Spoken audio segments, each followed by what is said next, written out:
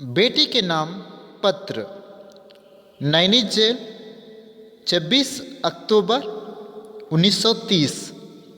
प्रिय इंदिरा, जन्मदिन पर तुम्हें कहीं उपहार मिलते रहे हैं, शुभकामनाएं भी दी जाती रही हैं, पर मैं इस जेल में बैठा तुम्हें क्या उपहार भेज सकता हूँ।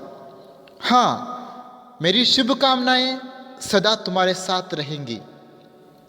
क्या तुम्हें याद है कि जोन ऑफ आर्क की कहानी तुम्हें कितनी अच्छी लगी थी?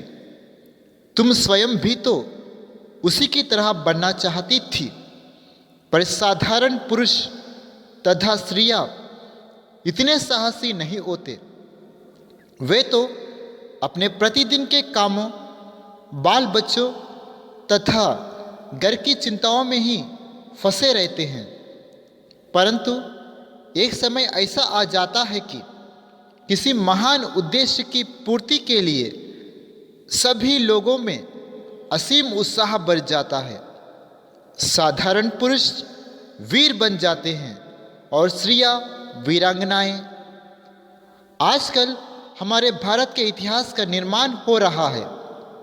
बापू ने भारतवासियों के दुखों को दूर करने के लिए आंदोलन छेड़ा है।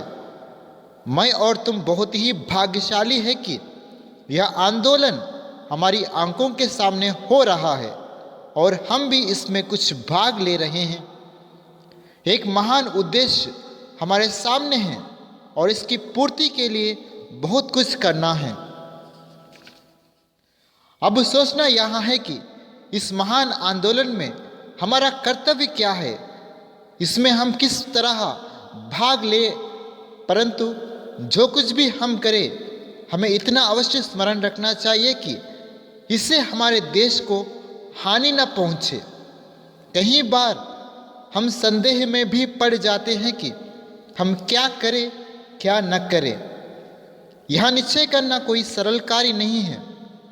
जब भी तुम्हें ऐसा संदेह हो तो ठीक बात का निश्चय करने के लिए मैं तुम्हें एक छोटा सा उपाय बताता हूँ। तुम ऐसा कोई काम न करना जिससे दूसरों से छिपाने की इच्छा तुम्हारे मन में उठे। किसी बात को छिपाने की इच्छा तभी होती है जब तुम कोई गलत काम करती हो। बहादुर बनो और सब कुछ स्वयं ही ठीक हो जाएगा। यदि तुम बहादुर बनोगी तो तुम ऐसी कोई बात नहीं करोगी जिससे तुम्हें डरना पड़े या जिसे करने में तुम्हें लज्जित होना पड़े।